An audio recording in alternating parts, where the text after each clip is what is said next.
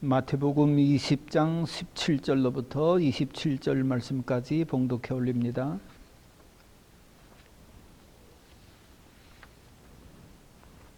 예수께서 예루살렘으로 올라가려 하실 때에 12 제자를 따로 데리시고 길에서 이르시되 보라, 우리가 예루살렘으로 올라가노니 인자가 대제사장들과 서기관들에게 넘기움에 저희가 죽이기로 결단하고 이방인들에게 넘겨주어 그를 능욕하며 채찍질하며 십자가에 못 박게 하리니 제3일에 살아나리라.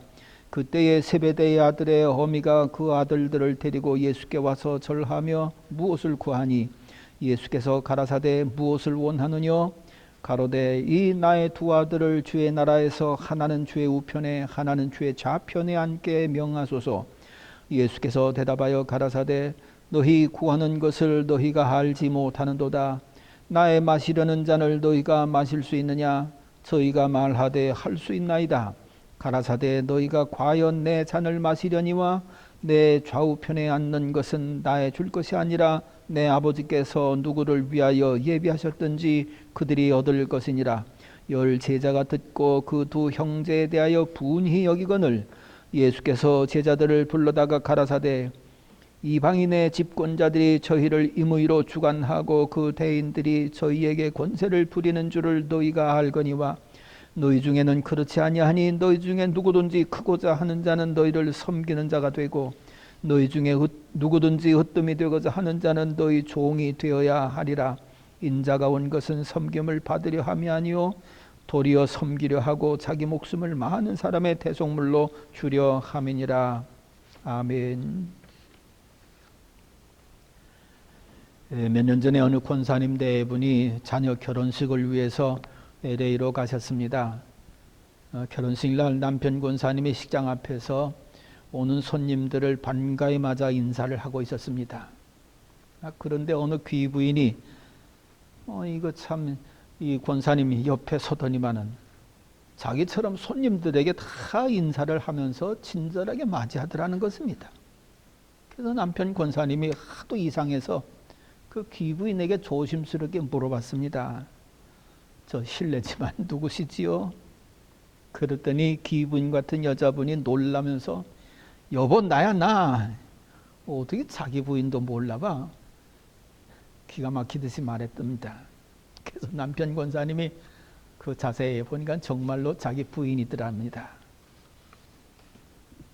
부인 권사님이 모처럼 화장을 잘 하고 나타났더니만 그만 남편 권사님이 몰라봤다는 거지요.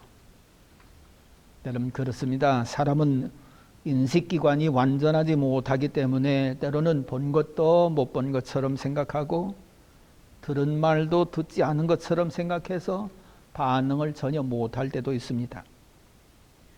열쇠를 손에 들고 있으면서도 열쇠 찾는 그런 경우도 생기고요. 요즘 새벽 시간마다 성경을 읽는데 세번역 성경을 읽는데 머릿속에 기억된 것은 개역 한글 성경이 많이 기억되어 있습니다. 그러니까 예수께서 그렇게 읽어야 되는데 예수님 뭐 이런 식으로다가 자칫 잘못하고요. 그러니까 했는데 불구하고 그러므로 라고 이렇게 잘못 읽고요. 우리의 전 이해가 이미 많이 들어가 있기 때문에 새로운 것을 잘 보면서도 인식을 잘 못합니다. 그러니까 어분에게 3년 찾는다고 하는 그런 이야기도 있지 않습니까? 참 어떻게 보면은 불행한 일이라고 볼 수가 있는 거지요. 여러분 치매 걸린 사람들 보세요. 보았는데도 불구하고 모른다 하고요. 먹었는데도 불구하고 안 먹었다 하고요. 도무지 이름도 대도 제대로 알아보지를 못합니다. 뭐 인식기관이 너무너무나도 망가졌기 때문에 그런 거지요. 그러므로 이거 인식기관이 잘못됐다고 하는 것은 인간의 불행의 한 큰 원인이 될 수가 있는 것입니다. 그러므로 우리의 인식기관 늘 바로 하는 것이 참 중요하다고 볼 수가 있는 것입니다. 새 것은 새 것으로 받아들여야 되고 옛 것은 옛 것으로 인정해야 되고 그래야 새로운 삶에 불행이 겹치지 않는 그런 삶을 살 수 있을 것입니다. 그러나 더 중요한 게 있습니다. 영적 인식기관이 잘못되면은 이건 참 영원한 불행을 만날 수가 있는 것입니다. 영적 인식기관이 잘못되면은 예수님의 말씀을 들어도 그게 뭔지도 모르고 하셨는지 안 하셨는지도 모르고, 영적 인식기관이 잘못되면은 예수님을 보고도 심지어는 예수님을 몰라봅니다. 엠마오로 가는 두 제자들은 예수님과 함께 동행하고 예수님과 대화를 나누고 그런데도 불구하고 예수님을 몰라보지 않았습니까? 영적 인식기관이 뭔가 문제가 생겼기 때문에 그런 거지요. 그렇습니다. 그러므로 영적 인식기관은 영원한 것이기 때문에 정말로 바로 돼야만 합니다. 영적 인식기관 잘못되면은 복음을 들어도 복음으로 여기지를 못합니다. 자기를 넉넉히 구원할 구세주가 바로 자기 옆에 동행하고 있는데도 불구하고 만나려고 하지도 않고 찾지도 않고 엉뚱한 데서 엉뚱한 것을 찾는 그런 잘못된 인생을 살아가기도 합니다. 구원의 능력이 분명히 옆에 계신 예수님, 나와 함께 하시는 예수님에게 넉넉한데 영적 인식기관이 이걸 인식하지 못하니까 구해도 아무 소용이 없는 헛된 것에 가서 빌고 구하고 그런 삶을 살아가는 사람들이 있습니다. 참 불행한 일이라고 볼 수가 있지요. 오늘 본문에 보면은 제자들조차도 영적 의식기관에 문제가 생겨져 있는 것을 봅니다. 저절에 이들은 예수님의 말씀을 들었으면서도 실상은 듣지 못한 상태로 가고 있습니다. 17절 위에 보면은 예수님이 제자들과 함께 예루살렘으로 올라가시려 할 때에 제자들을 따로 데리시고 길가에서 말씀하셨습니다. 18절에 보면은 보라, 우리는 지금 예루살렘으로 올라가노니 인자가 대제사장들과 서기관들에게 넘기움에 저희가 죽이기로 결단하고, 19절 이방인들에게 넘겨주어 그를 능욕하며 채찍질하며 십자가에 못 박게 하리니 제3일에 살아나리라. 이 말씀을 제자들에게 하셔서 제자들이 들었습니다. 그러니까 예수님 지금 유월절을 맞아서 제자들과 함께 예루살렘에 올라가시는데 그 예루살렘에서 엄청난 일을 만나신다는 거지. 고난당하고 채찍질당하고 형틀에 묶여 죽임당하신다고 하는 그걸 말씀하시는 것입니다. 그리고 3일 만에 다시 살아나신다 하시는 거지요. 여러분, 이 말씀이 얼마나 충격적입니까? 제자들로서는 자신들의 모든 것을 버리고 예수님을 따라 나섰는데, 아니 예수님이 예루살렘에서 그런 몹쓸 일을 당하신다 생각하면은 놀래서 큰일 났다 싶어서 어떻게 하면 자빠질 정도로 그 기겁하지 않을 그런 일이 아니겠습니까? 세상에, 그런데 제자들은 이 엄청난 말씀을 듣고도 이 말씀에 대한 반응이 거의 없습니다. 마치 말씀을 못 듣는 사람처럼 전혀 딴짓을 합니다. 이후에 볼 것 같으면 자리 싸움을 합니다. 그 엄청난 충격적인 말씀을 들었는데도 불구하고. 더군다나 예수님이 이 말씀하신 것은 이번 처음이 아닙니다. 벌써 3번째 말씀하시는 겁니다. 첫 번째는 마태복음 16장에서 베드로에게 신앙 고백을 받으신 다음에 이 말씀을 하셨습니다.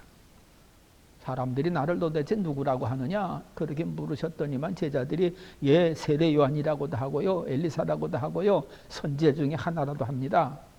그래, 그러면 너희들은 나를 누구라고 생각하느냐? 그럴 때 베드로가요 시원한 대답을 합니다. 주는 그리스도시요 살아계신 하나님의 아들입니다. 그게 칭찬받지 않습니까? 근데 심장받은 베드로와 그 제자들 앞에서 21절에서 또 말씀하십니다. 예루살렘에 올라가서 장로들과 대제사장들과 율법학자들에게 큰 고난을 받으시고 죽임을 당하신 후 사흘 만에 다시 살아나실 거다. 그걸 첫 번째로 말씀하셨습니다. 그리고 두 번째는 마태복음 17장 변화산에서 내려오신 예수님이 귀신 들린 아이를 고치고 난 다음에 22절과 23절에서 또 똑같은 말씀하십니다. 인자가 장차 사람들의 손에 넘겨 죽임을 당하고 제3일에 살아나리라. 그리고 오늘 하신 말씀이 똑같은 말씀을 3번째 하신 말씀입니다. 그런데 보세요. 첫 번째 이런 말씀을 들었을 때 이 제자들은 적극적으로 반응을 했습니다. 예수님을 따라 불러 세워놓고는요, 이런 일이 있어서는 절대로 안 됩니다. 아주 막무가내로 말렸습니다. 어떻게 보면 예수님 말씀을 정말 잘 듣고 제대로 들은 것 같지요. 그러나 예수께서 베드로를 향해서 뭐라고 말씀하십니까? 마태복음 16장 23절에 보면은 사단아 내 뒤로 물러가라. 너는 나를 넘어지게 하는 자로다. 네가 하나님의 일을 생각지 아니하고 도리어 사람의 일을 생각하는도다. 자, 그렇다고 할 것 같으면 예수님이 반응한 것은 수제자로서 사람으로서 당연히 할 것 같은 반응 같은데 예수님이 보실 때는 사단의 역사로 보셨다는 것입니다. 그러니까 베드로를 향해서 물론 그 속에 있는 사단을 꾸짖으셨지만은 사단아 내 뒤로 물러가라. 결국 뭡니까? 예수님은 말씀하셨지만 베드로는 전혀 듣지를 못한 거지. 예수님의 진의를 전혀 알지를 못한 겁니다. 안 들은 거나 마찬가지지요. 또 두 번째로 이 말씀하신 후에 제자들은 마태복음 17장 23절에서 심히 근심하였다. 그렇지요. 예수님이 고난당하시고 죽으신다는데 근심 안 하고 걱정 안 할 제자들이 어디가 있겠습니까? 어떻게 보면 이것도 당연한 합당한 그런 응답이라고 볼 수가 있습니다. 말씀 들었다고 볼 수 있겠지요. 그렇지만 깊이 생각해 보면 전혀 말씀 듣지 않은 겁니다. 보세요. 죽음에서 다시 살아나리라 분명한 말씀을 하셨습니다. 그렇다면 죽음에서 다시 살아난다는 것은 무슨 얘기입니까? 두려운 문제도 이기고요. 고통의 문제도 이기고요. 해결하지 못할 모든 악한 세력들과의 싸움 완전히 이기고요. 정말로 새 생명으로 완전히 부활하신다고 하는 이 일이 얼마나 기쁘고 소망적인 말씀인지. 그러니까 그 말씀 들었다고 할 것 같으면은 근심할 일이 아니라 하나님 감사합니다. 이런 데서 사흘 만에 부활하실 수 있게 해주시다니 찬양을 하고 기뻐해야 할 그런 말씀입니다. 이런 이 죄악의 세력이 예수님을 죽인 것 아닙니까? 그런데 부활하신다면은 모든 죄악 세력이 이기고 어둠의 권세 이기고 진정한 생명으로 다시 세상에 오실 이 참 얼마나 감사 찬양 돌릴 만한 큰 일입니까? 그런데 이 말씀은 전혀 듣지 않았습니다. 그러니까 근심하고 심히 두려워했다는 거지. 오늘 보면 세 번째 말씀 들은 다음에 이건 참 기가 막힙니다. 세 번째 말씀 읽고 난 다음에 이렇게 다시 계속해서 읽어보면은요, 이 사람들이 제자들 맞나 할 정도로다가 예수님 말씀을 전혀 안 들었습니다. 20절 위에 볼 것 같으면 예수님이 그런 이 엄청난 말씀을 하셨는데도 불구하고 제자들은 자리다툼을 하고 있습니다. 누가 크냐? 내가 크냐? 네가 그 자리에 앉아야 되느냐? 내가 그 자리에 앉아야 되느냐?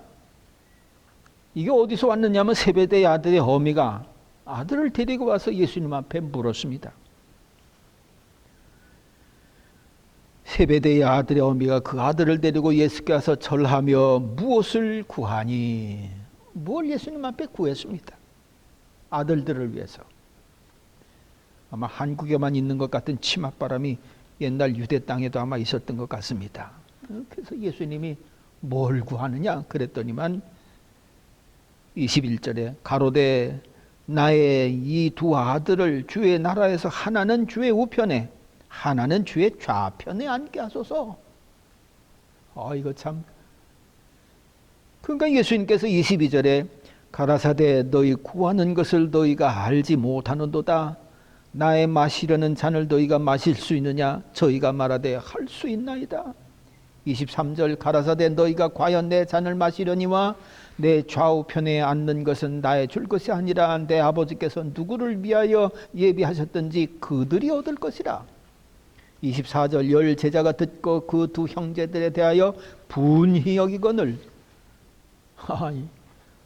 세베대의 엄마가 아들들 데리고 와서 예수님 앞에 하나님 나라에 말 때 이 아들은 우편에 저 아들은 좌편에. 아니 그럼 다른 제자들은 뭡니까? 그러니까 제자들이 우리들은 뭐야? 지들이 뭔데? 이래가면서 자리다툼, 시기질투하는 그런 일이 생긴 거지요. 뭡니까? 지금 예수님은 예루살렘에 올라가셔서 고난당하시고 죽으시고 사흘 만에 부활하신다고 하는 이 엄청난 사건을 말씀하시는데, 제자들은 그 말씀을 듣고서 네가 크냐 내가 크냐, 내가 그 자리에 앉느냐 네가 그 자리에 앉느냐, 이것 가지고 싸움 복속. 그러니까 예수님 말씀 들은 것 같지만 전혀 안 들은 거지요. 영적 인식기관이 한참 잘못된 것이라고 볼 수 있습니다. 그러니까 예수님께서는 22절에 너희 구하는 것을 너희가 알지 못하는도다. 그렇지요. 진짜 구해야 될 것을 모르니 들을 것을 전혀 듣지 못한 것이나 마찬가지입니다.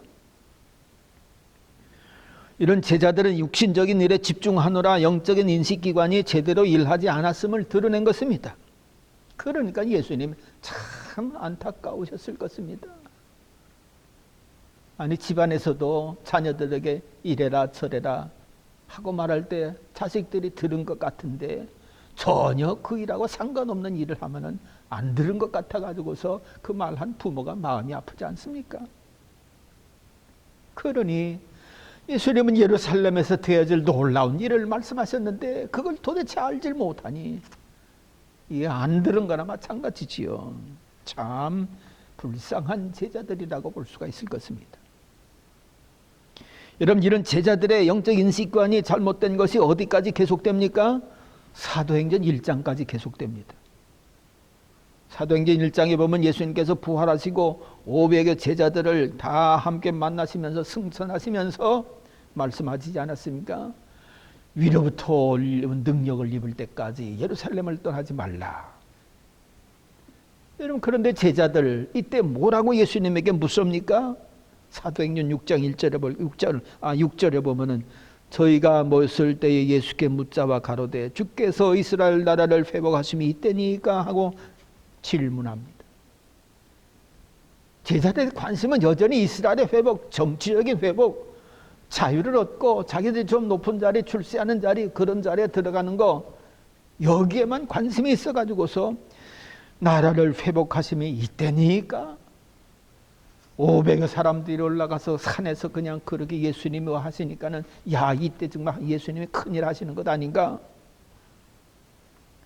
그러나 예수님은 그와 전혀 상관없이 위로부터 능력을 입혀올 때까지 이 자리를 떠나지 마라. 참 그래가면서 그 하늘 능력 입혀올 것을 간절히 원하고 그렇게 승천하지 않습니까? 보세요. 이들은 예수님 승천하시는 그때까지도 예수님을 몰라봤습니다. 예수님의 말씀 듣지 못했습니다. 그래도 희망적인 것은 예수님 승천하시고 난 다음에 저들 다 어디로 갔어요? 마가의 다락방에 가서 간절히 기도해 전념하다가 그야말로 예수님께서 약속하신 성령의 불같은 능력을 힘입어서 정말 제자다운 제자가 되지 않습니까? 둘째로 이 말씀 속에서 우리가 보면은 예수님 참 사랑이 얼마나 지극하신지, 참 예수님의 사랑이 지극하신 것을 볼 수가 있습니다. 보세요. 예수님은 첫 번째 그렇게 말씀하시고 난 다음에 영 딴짓하는 그런 제자들, 야, 너 지금 누구한테 이끌려서 무슨 말 하느냐? 이래가면서 내치지 않으셨습니다.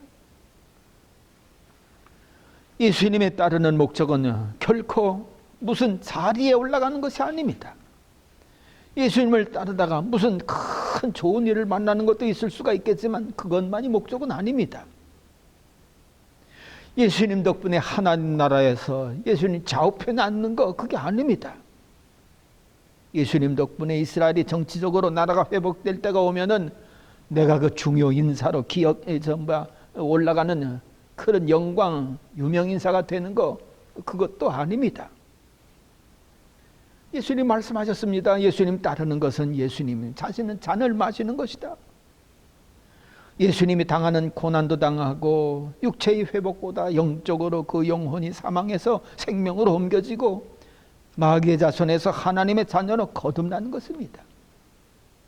떡을 배불리 먹게 해서 육신적인 힘을 기르고 유지하는 일보다는 영혼을 살리는 거룩한 일을 위해서 생명의 떡이신 예수님을 주로 믿게 하고 살게 하는 그런 일입니다. 하나님의 뜻을 이루기 위해서 자신을 버리신 일까지도 그렇게 복종할 수 있는 그런 자리로 나아가는 것입니다. 그야말로 제자가 되는 것은 자기 십자가를 지고 따라가는 일입니다. 그렇기 때문에 제자가 되는 일은 세상에서 버림받는 일 같지만 실상은 정말 놀라운 부활의 영광에 함께 참여하는 것입니다. 그런데 예수님을 따르는 제자들은 이런 부활의 영광은 조금도 생각지를 않고 자리다툼하고 엉뚱한 반응을 하니 전혀 예수님의 제자답지 못한 것이지요. 그야말로 예수님의 제자로는 합당치 않은 제자들입니다. 심지어 베드로는 마귀 사단의 유혹을 받아서 하나님의 일은 생각지도 않고 사람의 일만을 생각하고 사람이 원하는 것을 이루려고 무지하게도 예수님을 설득하려 했습니다. 유월절을 불과 며칠 앞두고 다른 제자들과 이렇게 자리 싸움하는 그런 제자들, 그러다가 예수님 잡혀가시니까 또 다 도망갔습니다. 이들은 보면은 영적으로 소경이고 기머거립니다. 이런 제자들을 성경은 이들을 고발하기 위해서 마태복음 이후에 29절서부터 34절까지 보면은 두 소경의 눈뜨게 하는 그런 기사를 마태는 기록을 하고 있습니다. 뭐냐, 너희들 지금 이렇게 눈 떠져야만 된다. 그걸 깨닫게 하는 것이죠. 유대인들의 영적 상태도 마찬가지, 영적인 눈이 띄어서 예수님이 그리스도라는 것, 구세주인 것을 알아보라는 것입니다. 그래서 눈먼 자를 뜨게 한 기적을 그 이후에 기록한 것을 볼 수가 있지요. 그런데 놀랍게도 예수님은 이런 참 무지하고 어리석고 영적으로 소경 같은 제자들을 한 사람도 버리지 않으셨습니다. 심지어 예수님을 3번씩이나 모른다고 부인하고 저주까지 한 베드로도 버리지 않으셨습니다. 가룟 유다도 버리지 않으셨습니다. 본인이 떠나가서 스스로 자살했지 예수님께서는 결코 가룟 유다도 버리시지를 않으셨습니다. 모두를 끝까지 사랑하셨습니다. 요한복음 13장 1절, 유월절 전에 예수께서 자기가 세상을 떠나 아버지께로 돌아가실 때가 이른 줄 아시고 세상에 있는 자기 사람들을 사랑하시되 끝까지 사랑하시니라.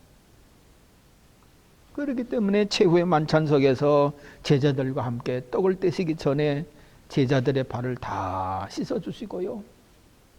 그리고 제자들과 함께 떡과 포도주를 그렇게 마시지 않습니까? 어쩌면 우리들 같으면 우리를 배신하고 우리를 곤경에 빠뜨리는 짓을 하는 못된 사람과는 식사 같이 하면 못할 것 같습니다. 부담스럽게 여길 것입니다. 사단의 도구 노릇하는 그런 사람들하고 어떻게 한자리에서 식사를 같이 할 수가 있겠습니까?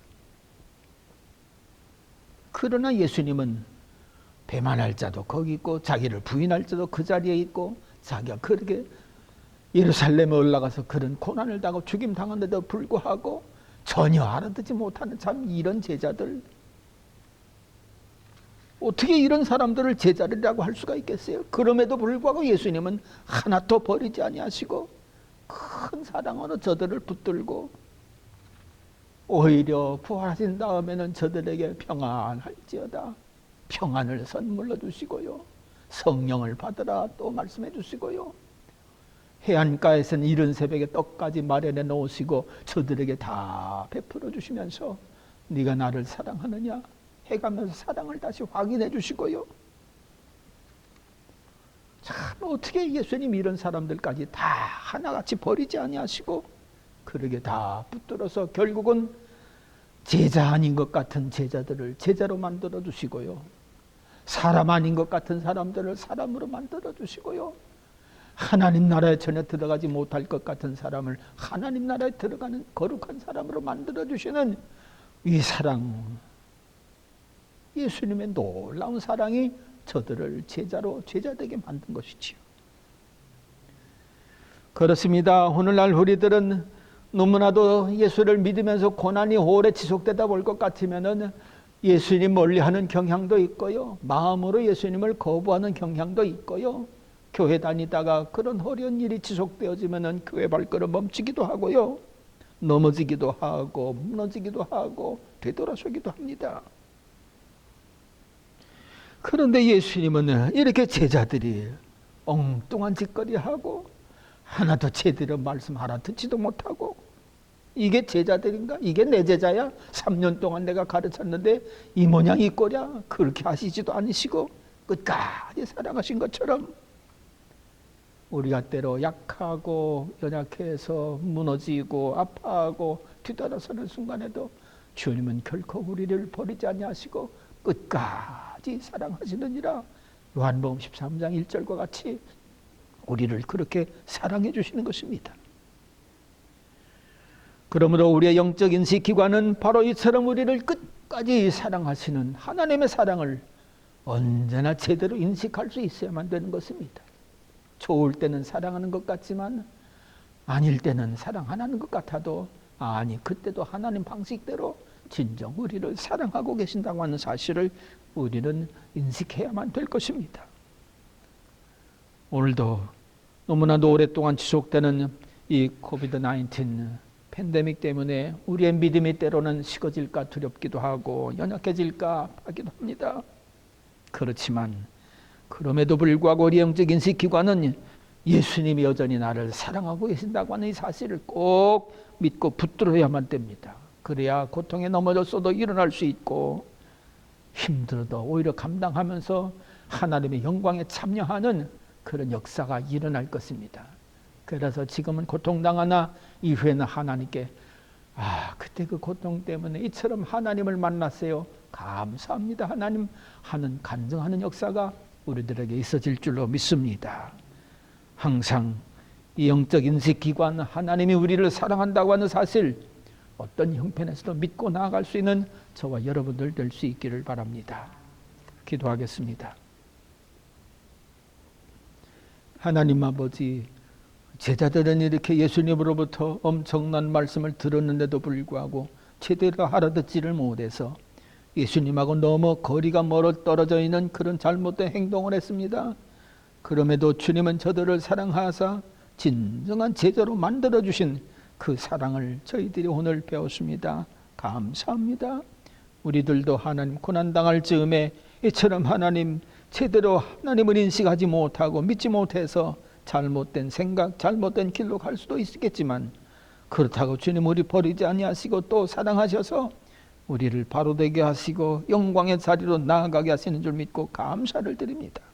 주여 다시 한번 저희들을 깨닫게 하시고 성령의 충만함을 베풀어 주셔서 성령께서 깨닫게 하시는 하나님의 사랑을 늘마다 깨닫고 나아갈 수 있는 저희들 되게 하여 주시옵소서. 감사드리옵고 예수님 이름으로 기도하옵나이다. 아멘.